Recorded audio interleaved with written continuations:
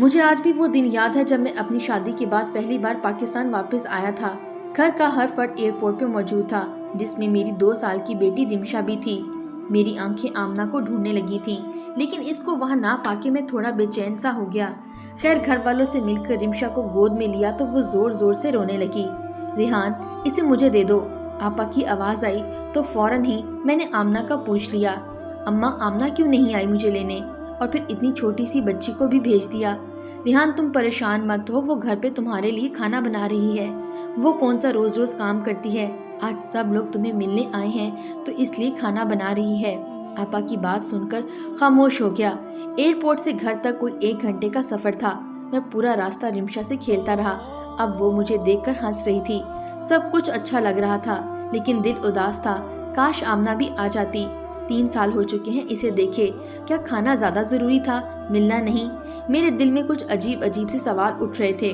خیر گھر کے دروازے پر پہنچے تو آمنہ پہلے ہی گاڑی کی آواز سن کر وہاں پہنچ چکی تھی۔ دور سے دیکھا تو دل چاہا جا کے مل لوں، لیکن نہیں، بس دور سے سلام کیا اور وہ ہلکی سی مسکراہٹ کے بعد پانی لینے چلی گئی۔ پورا دن مہمانوں کا آنا جانا رہا۔ گھر والے بہت خوش تھے، میرے دوست احباب ملنے آ رہے تھے۔ آمنہ کچن سے نکلی ہی نہیں، کبھی کسی کو چائے پیش کر رہی ہے تو کبھی کھانا، مانو یوں لگ رہا تھا جیسے میری آمنہ تو کہیں کھو سی گئی ہے۔ شام ہوئی تو کچھ رش کم ہوا، سب کھانے میں مصروف تھے۔ سوچا آمنہ کی کچھ مدد کروں، صبح سے بس کام میں ہی لگی ہے۔ ابھی اٹھا ہی تھا کہ اماں نے بلا لیا، ریحان میرے پاس آ کر بیٹھ جاؤ، اماں آمنہ سے کچھ بات کرنی ہے، آ رہا ہوں۔ اسے چھوڑو، کام ختم کر کے خود ہی آ جائے گی۔ ویسے کون سا کام کرتی ہے، آج ہی کرنے لگی ہے تو کرنے دو نا۔ شاید یہ دوسری گانٹھ تھی جو آمنہ کے خلاف میرے دل میں لگی تھی۔ صبح جب آپا نے کام نہ کرنے کا سنایا اور اب اماں کی بات پر میں چپ کر کے بیٹھ گیا اور سوچنے لگا کہ شاید اماں ٹھیک ہی کہہ رہی ہوں گی۔ آخر کو وہ میری ماں ہے، غلط کیسے ہو سکتی ہیں؟ رات کو جب سب سونے چلے گئے تو آمنہ سے کچھ بات کرنے کا موقع ملا۔ آمنہ اتنی چپ کیوں رہتی ہو؟ تم تو بولا کرتی تھی، یاد ہے پورا دن ہم آفس میں بس تمہیں چپ کرایا کرتے تھے، کبھی باس سے لڑائی تو کبھی میڈم ارم سے۔ آمنہ اور میں ایک ہی آفس میں نوکری کرتے تھے۔ آمنہ مجھے پہلے ہی دن سے پسند آ گئی تھی۔ جب وہ پہلے دن نوکری پہ آئی تھی، معصوم سی پر بولنے پر پوری طوطا سی تھی۔ ہم نے 3 سال تک ایک ساتھ جاب کی، پھر مجھے باہر جانے کا موقع ملا تو جاب چھوڑ دی، لیکن آمنہ کو کبھی نہیں بھولا، اس کو اپنانا چاہتا تھا، تبھی ماں کو راضی کیا، جو کہ انتہائی مشکل کام تھا۔ خیر آخر وہ دن آ ہی گیا جب ہم ایک ہو گئے تھے۔ بس 1 ماہ کے لیے ہی میں اپنی شادی پہ آ سکا۔ شادی کے بعد ادھر ادھر دعوت اور گھومنا پھرنا لگا رہا۔ پورا مہینہ گزر گیا، پتہ ہی نہ چلا۔ ریحان وہ میں بس، آمنہ نے ابھی اتنا ہی کہا تھا کہ رمشا نے رونا شروع کر دیا۔ آمنہ اس کو چپ کرانے اور سلانے میں لگ گئی۔ میری آنکھ کب لگی پتہ ہی نہیں چلا۔ صبح رمشا کی رونے کی آواز سے میری آنکھ کھلی۔ آمنہ یار رمشا کو دیکھو، یہ کیوں رو رہی ہے؟ پر رمشا کی مسلسل آواز سے آخر میں اٹھ ہی گیا۔ آمنہ کہاں ہو یار؟ آمنہ آمنہ میں رمشا کو لے کر باہر آیا تو پھر سے آمنہ کو کچن میں ہی پایا۔ چنے کم پڑ گئے ہیں آمنہ، چنے اور لانا۔ اماں کی آواز میرے کانوں میں پڑی تو کچھ دیر رک سا گیا۔ سب لوگ کھانے کی میز پر تھے سوائے آمنہ کے۔ اماں نے مجھے دیکھا تو بلا لیا، آ جاؤ ناشتہ تیار ہے، دیکھو تمہارے سب بہن بھائی موجود ہیں۔ اماں آمنہ کہاں ہے؟ رمشا کو بھوک لگی ہے، لاؤ ویسے مجھے دو، تم فریش ہو جاؤ، اسے میں دیکھتی ہوں۔ آج پھر آمنہ کچن میں اکیلی اور پورا خاندان، جس میں کم از کم 20 لوگ تو ہوں گے، کھانے میں مصروف تھے۔ اماں تو کہہ رہی تھی کہ آمنہ کوئی کام نہیں کرتی، بس کل ہی کیا تھا، پھر یہ کیا تھا؟ آمنہ اپنا اور میرا کھانا باہر لے آؤ۔ شاید میری بات کسی کو بھی اچھی نہیں لگی تھی، پر کچھ ایسا بھی تھا جو مجھے اچھا نہیں لگا تھا۔ صبح سے دوپہر اور دوپہر سے شام آمنہ کا بس ایک ہی کام تھا، وہ ہر کسی کی خواہش پوری کرنے میں لگی رہتی تھی۔ میں سمجھ چکا تھا آمنہ اتنی چپ کیوں ہو گئی ہے۔ میرے گھر میں آ جانے کے بعد آمنہ میں پھر سے کچھ تبدیلیاں آنا شروع ہوئیں۔ شاید میرے جانے کے بعد سب اس پر حاوی ہو گئے، تبھی وہ تھوڑا سہم چکی تھی۔ وقت گزرتا رہا، اب وہ کام چھوڑ بھی دیا کرتی تھی یا مجھ سے کہہ دیتی اور میں خوشی سے اس کی اٹھ کر مدد کر دیتا۔ آج اماں کی آواز آئی کہ آمنہ ناشتہ بنا دو، رحیلہ آئی ہے۔ رحیلہ میری آپا کا نام تھا، جن کی شادی ہمارے گھر کے قریب ہی چاچا کے گھر ہوئی تھی۔ آپا تقریباً روز ہی ہمارے گھر آ جایا کرتی تھیں۔ آمنہ کی کمر میں شدید درد تھا، میرے منع کرنے کے باوجود وہ کچن میں گئی اور ناشتہ تیار کرنے لگی۔ کیونکہ رمشا ابھی سو رہی تھی، اس لیے میں آپا سے باتیں کرنے میں مصروف ہو گیا۔ آپا ہم سب بہن بھائیوں سے بہت پیار کرتی تھی اور ہم سب ان کو بہت پسند کرتے تھے۔ ریحان پلیز دسترخوان لگوا لیں میرے ساتھ۔ میں ہاں میں سر ہلا کر اٹھ کھڑا ہوا اور آمنہ کی مدد کرنے لگا۔ یہ بات کسی کو بھی اچھی نہیں لگی۔ جب سب ناشتے سے فارغ ہو گئے اور آمنہ بھی رمشا کو لے کر کمرے میں چلی گئی، تب آپا اور میں ایک دوسرے سے باتیں کرنے میں مصروف تھے۔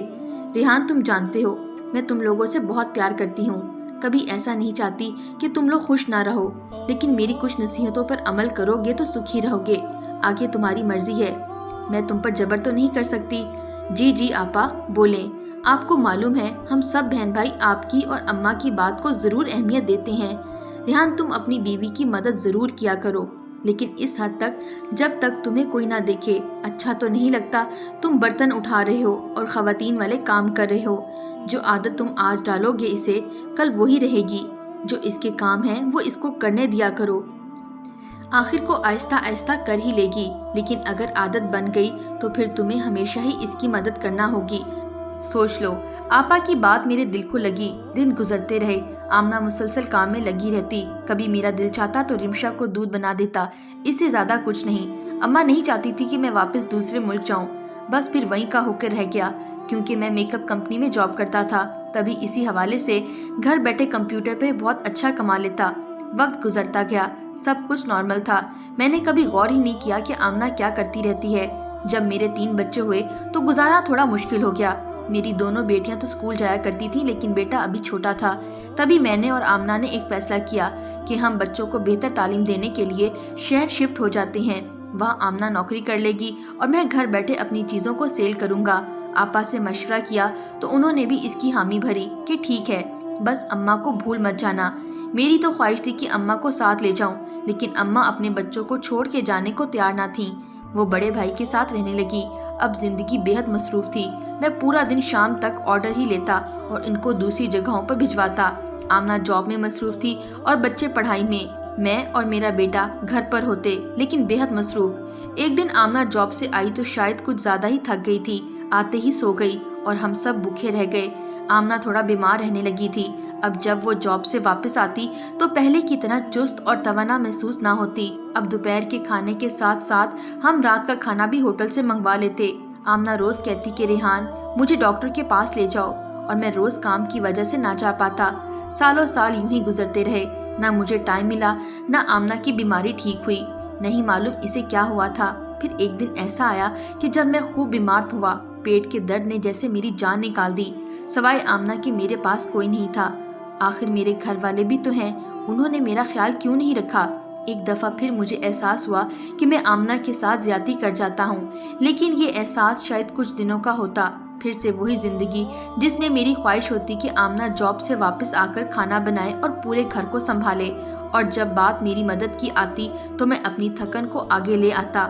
اور آپا کی وہ بات کہ بیوی کی بیجا مدد نہ کرنا ورنہ ساری زندگی ہی کرنا پڑے گا، میرے دماغ میں موجود تھی۔ آمنہ اور میں لڑنا شروع کر دیتے، کبھی وہ ٹائم نہ دینے پر مجھ سے لڑتی اور کبھی میں کھانا نہ بنانے پر، اور کبھی تیرے گھر والے اور کبھی میرے گھر والے۔ بس یہی تو میں کر کے وقت گزرنے لگا، کبھی مان جاتے کبھی لڑنے لگتے۔ آج میں بہت اداس ہوں۔ آمنہ ہاسپٹل ہے، اس کو ڈرپ لگی ہے اور میں خود کو کافی تنہا محسوس کر رہا ہوں۔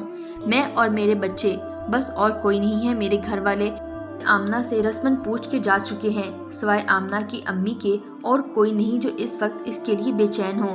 مجھے آج وہ دن یاد آتے ہیں کہ ہم کیوں لڑتے تھے، اپنا وقت ضائع کرتے تھے۔ کیوں میری آپا نے مجھے یہ نہیں کہا کہ ریحان اپنی بیوی کی مدد کیا کرو، یہ ہمارے نبی صلی اللہ علیہ وآلہ وسلم کو بہت پسند ہے۔ کیوں میں آمنہ کو ہر دفعہ غلط کہہ دیتا تھا، اور بس مجھے یہی لگتا تھا کہ یہ بس کام سے بھاگنے کے چکر میں رہتی ہے۔ کیوں ہر دفعہ میں اپنے گھر والوں کی بات کو صحیح سمجھ جاتا تھا۔ میں نے اور میرے گھر والوں نے آمنہ کو بدل ڈالا تھا، وہ آمنہ جو زندگی جیا کرتی تھی۔ میں نے اس کی خوشیاں اپنے تانوں سے ختم کر ڈالی تھیں۔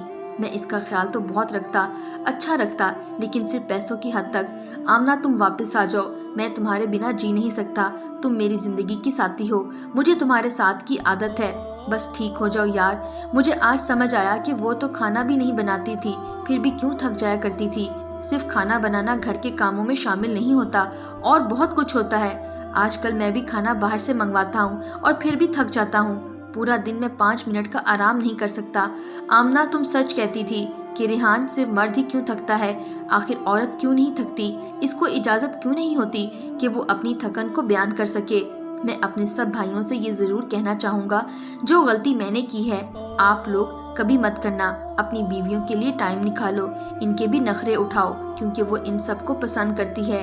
اگر تم چاہتے ہو تمہاری بیویاں جوان اور حسین رہیں تو اس کی تعریف کیا کرو. جو مرد حضرات زیادہ غصہ کرتے ہیں ان کی بیویاں جلد بیمار اور بوڑھا ہونا شروع ہو جاتی ہیں. اور ایک بات بہت اہم، ہمارے گھر والے جتنا ہم سے پیار کرتے ہیں اتنا ہماری بیوی سے نہیں کر سکتے. لہٰذا بیوی آپ کی ہے نہ کہ محلے والوں کی، اور اس نے آپ کے گھر کو سنبھالنا ہوتا ہے. لہٰذا اس کو مزید مضبوط بنانے کے لیے آپ کے پیار اور مدد کی ضرورت پڑتی ہے. جو کام ہمارے نبی صلی اللہ علیہ وآلہ وسلم نے کیا وہ غلط کیسے ہو سکتا ہے؟ اپنی بیویوں کی ان کے کام میں مدد کیا کرو تاکہ اگر وہ تھکے بھی تو آپ کا ساتھ اس کا سہارا بن جائے اور آپ کا گھر جنت کی مانند ہو.